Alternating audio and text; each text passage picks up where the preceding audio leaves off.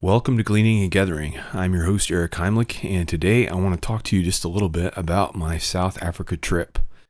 Samuel and I had the opportunity to travel to South Africa recently, and it was a great experience. We met wonderful people. It's a beautiful country. Of course, in December and January, it is summer in the southern hemisphere, and so it was beautiful weather, and it was just a great time. I went there to share in a camp meeting. There is a camp meeting that is hosted by the ICHA, the International Conservative Holiness Association, and I was there to share for the churches that had gathered for that camp meeting. While we were on the way, we had a long flight delay. Our very first flight out of Fort Wayne was delayed about 8 hours. And so we missed all of our remaining connections, including our flight to Africa. And so we ended up stuck in Newark, New Jersey for the night and ended up meeting with a friend the next day, Reverend Bob Engel. He's been an urban missionary for a number of years with World Impact. And it's been a great pleasure to work with him on another project. We got to spend the morning with him. He ended up getting us some coats, and so we headed into New York City on the subway. He dropped us off at the subway station, and we were able to make our way in. Saw the World Trade Center Memorial and several other sites there in that vicinity. Before heading back, we headed to the airport, and then he brought us our luggage so that we didn't have to lug that around all day. And then we made it through security and headed towards Johannesburg. It was a long flight, the longest I've ever been on in my life. I think it was 16 and a half hours, something like that. So it was a super long flight, but we survived that. Made it to Johannesburg on Saturday evening, and then we made it back to the mission that evening. The next morning, woke up, headed to Lesotho to preach at a church there, about an hour and a half away, at a place called Bute, and we shared at that church, and it was a good time. The thing that stuck out to me about that church was just the love for God and just their simple faith. There was one mother that shared how she had lost her child's shoes the earlier week and had just been praying, God, would you please help me find the shoes? And he did. And it was just encouraging to me to see the faith. I shared a simple message, and they responded, and it was just a great time together. We made it back to South Africa. Getting through the border, going there was a challenge. They wanted to charge us all an extreme amount of money because apparently there's some sort of new law that they're trying to raise more money for Lesotho for people coming in, and so they were trying to charge us several hundred rand per person to just pass the border for a 4-hour church service. And so thankfully at the very last, the lady said, well, just go ahead, and didn't charge us the money. But that was a situation on the way in. And then there were 3 men with M16s that wanted to check our IDs and kind of throw their weight around a little bit. And so that was an interesting experience in a third world country, having people demand your passports and ask you where you're going, what you're doing, all these questions. It was a very kind of wake-up call, I guess you would say, for an American who's not necessarily used to that kind of situation. We had a fairly restful day on Monday and trying to get caught up and get ready for camp. We did some shopping, trying to get all the food purchased for the camp and getting the grounds ready, all of that. But then on Tuesday, the teams headed out to pick up people. We had 3 different vehicles going out, and they pretty much spent all day getting people back to the camp, and everyone had to be picked up. Many of the churches are in a region called Kwakwa, and it is a little over an hour away from Africa Scope where we were at. And so they were driving there, picking everyone up, all their luggage, everything in a trailer normally behind the vehicle, and then driving back. So it was quite a process, and it took quite a bit of time to get them all there. But then we started with service Tuesday evening, and then I preached Tuesday night, and then I preached twice a day after that, Wednesday through Sunday at noon. Sunday noon was the last service. It was an exciting time, but it was also an exhausting time. I ended up getting sick, and so I have some sort of respiratory issue going on, and I'm trying to preach twice a day and trying to just push through, and it was very, very challenging, to say the least. There was a time where I didn't know if I was going to be able to make it. I didn't have enough voice hardly for my translator to hear me, let alone for anyone else, and I wasn't sure how I was going to be able to continue. But God helped me, and I was able to preach not only to the group that was there, but they also broadcast it. And I think there were people most nights in like 6 countries that were listening, and different groups that joined us virtually for the camp. And so it was Matt Smith who put all the technology together to make that all happen, and it was a way of being able to share the truth more broadly. I felt like that God wanted me to just really keep the cookies on the lowest shelf throughout our time together. I didn't want to just pulpiteer. I didn't want to just, preach messages that I was comfortable preaching so that I would be comfortable, but I really wanted to make sure that eternal truth, important truth, central truth was communicated in a way that people could understand it, but also could take it and use it. And so every day had a training time with leaders, and met with between 8 and 10 leaders every day, and shared some resources with them, and some books, and also some training on how to share the basic message of the Bible and how to paint a sketchboard message. And so I left my paint box and paints and a set of brushes with one of my leaders there to continue the work that we started there. I shared a sketchboard message each morning, and so there was 5 different sketchboard messages that I shared with them.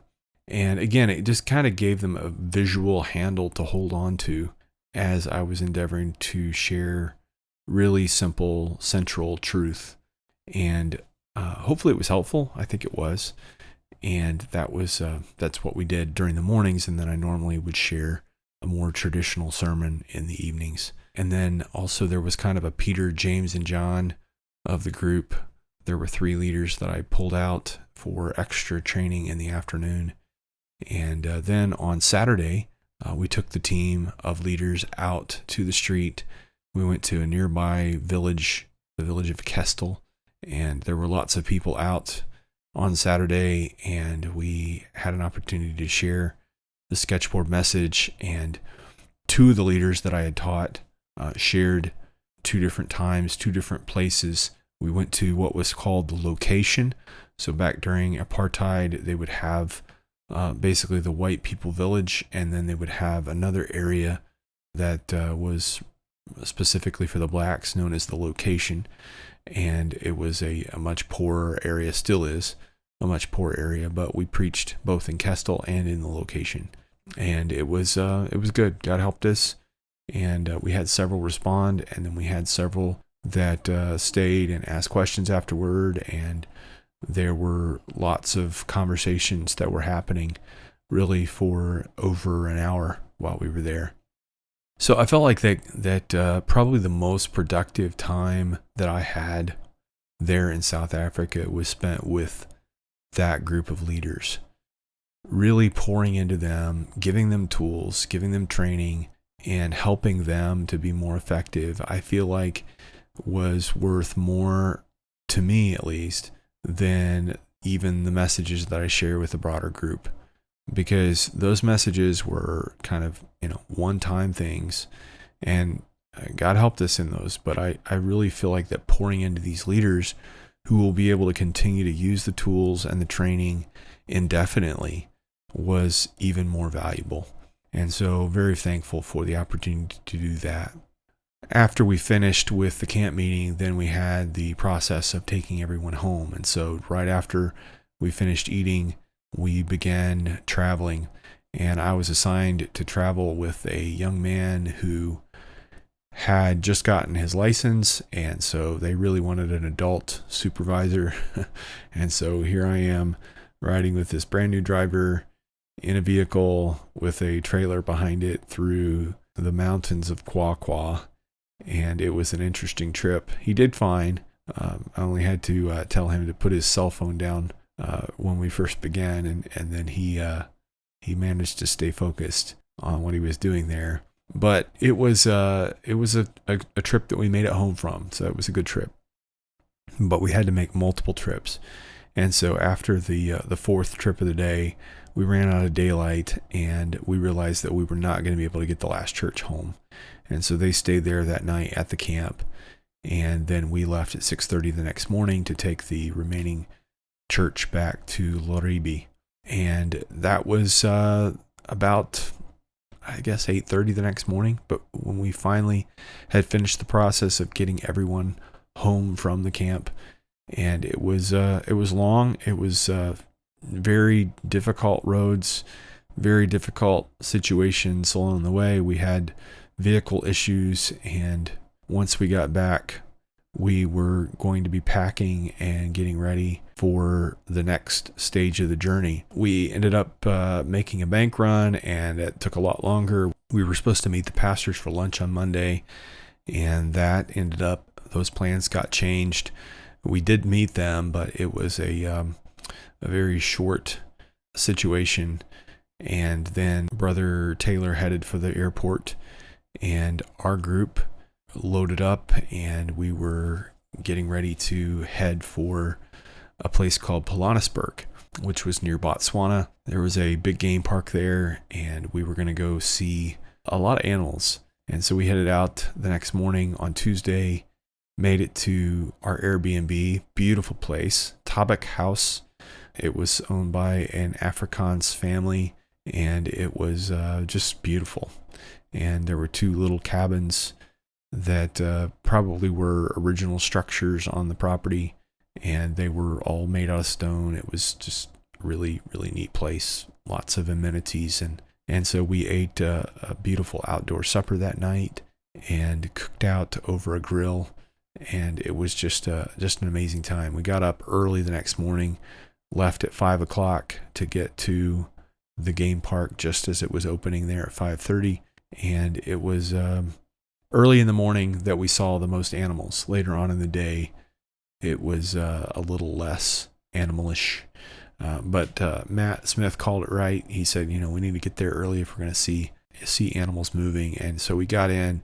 I think we were one of the first ones in the park, and we began to see animals immediately. And it was just amazing to see rhinoceros and giraffes and elephants and all kinds of animals up close and in the wild. Of course, when you're in the park, there's nothing between you and the animals. They are alive. They are wild. They are doing their thing like they would be doing if they were out just in the wild. And the animals that are predators are hunting, and those that are trying to stay alive are trying to stay. It's just it's just like it is in regular nature. There's no zookeepers coming around and feeding animals every day. It's everybody for himself. And so when we were there, it was beautiful, but there's just this sense of you've got to watch your back. You've got to be careful. More than one person's been killed there. And there actually were a few that had been killed recently, just because mainly people being stupid, getting too close to large animals, and an elephant or a rhino can just completely devastate your car in no time flat. So people just being stupid mainly is the reason that people get killed. But I could understand after having been through how it could happen. But thankfully, there were no incidents of that nature, and we got to see lots and lots of animals. I think there were 20 giraffes in one herd at one time that we were watching, just all around, and just beautiful, graceful creatures. Just they're probably some of my favorites. But it was just a great experience. We ended up having vehicle trouble while we were in the park. Still couldn't get the vehicle to go into gear, and finally prayed, and it did go into gear. And so there was the kind of uncertainty of what just happened there. We weren't sure whether we were beginning to have some sort of transmission trouble. And so when we were almost back to the Airbnb, it happened again. We were on the kind of final stretch back and couldn't get it to go into any gear except reverse. And so that was kind of disconcerting. Finally, Matt was able to get it into first, and we limped back. And he began to look into what was going on, found that there was a piece that was broken, and it wasn't the transmission, but it was a piece that we couldn't get probably until we got to Johannesburg. And so we weren't quite sure what to do. But he managed to rig it, fix it temporarily with just a temporary fix using some tape. And then we decided we were going to leave early the next day. We were about 3.5 hours away from Johannesburg, and we weren't sure how long it was going to take us, if we were going to have to find another vehicle, just what was going to happen. And so we decided to head out earlier than we needed to. But head out early to get there. And so we did. Thankfully, we made it all the way. We stayed in second, third, and fourth gear, so we kept out of first and fifth. And the temporary fix that he had rigged up held, and we made it all the way there safely. He had an Airbnb for that night, and so we ended up crashing at his place for just a little bit. And the people were very gracious and welcomed us. And it was nice to be able to just get a little bit of rest and get cleaned up before heading to the airport. We headed to the airport and made it through security, got a meal, and then began to board the plane and head back to Germany this time.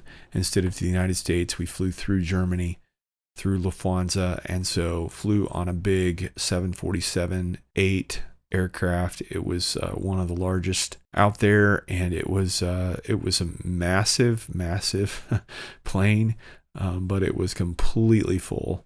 And so we flew out of South Africa after about an hour-long delay. There was a customer that was sick, and so they had to deplane before they took off, and so that delayed us for about an hour. But I think the pilot made up quite a bit of that time in the air, and we managed to make it in to Frankfurt, Germany, and that's where all of our connections were happening. And so that's where all of our team flew into, but then flew out to different locations from Frankfurt, Germany. Sam and I were flying to Chicago, and so our flight was out about 11 o'clock that next morning, and so we made it on to our next flight to Chicago, and it was probably the nicest flight that we had of any of them. And we were in Premier Plus, which was, not first class, but just kind of below that. And it was definitely a more comfortable flight than most of the flights that we had been on, and had some more room and more leg room. And it was just, it was nice to have that late on in the trip. Got to Chicago, everything's delayed. And so we were waiting again. Finally, the flight for Fort Wayne took off there about a little after 6 Chicago time, 7 o'clock our time. And so we made it into Fort Wayne. Rochelle and Kaylin were there to greet us, and it was just so wonderful to see them. At that point, we've been traveling for about 46 hours, and so to try to make it home through the 4 inches of snow that's still falling, the roads were horrible, was quite tricky, but I drove in spite of being exhausted, and we managed to make it safely home. And just really thankful when we got home. It was, time to go to bed. In more ways than one, we were just completely and totally wiped out, but just so thankful that our family was together again.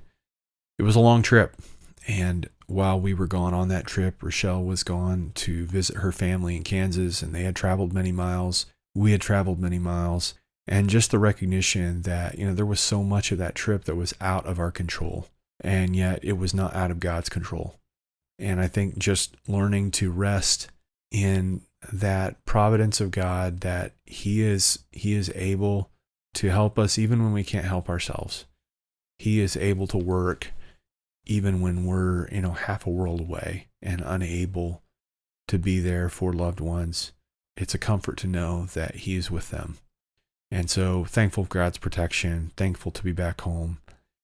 There were lots of things that I experienced there, and I am going to be sharing some of that in a report with some of the members of the ICHA, and just things that I observed, and things that maybe could be helpful in them looking towards the future. There's a great base there.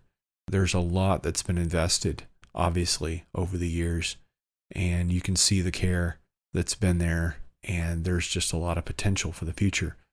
They're in Africa Scope. They have 39 acres, and it's really good farm ground, and there's all kinds of things that could be done there in terms of being able to generate food and generate income. And so just really excited to see the work that is going on. Sam was able to shoot drone footage at each of the churches, and so that was exciting, and we're going to be producing that in some form or fashion into video that hopefully will be helpful in telling the story. And so we're thankful for the opportunity that we had to go, thankful for God's protection along the way, and very thankful to be home. For Gleaning and Gathering, God bless.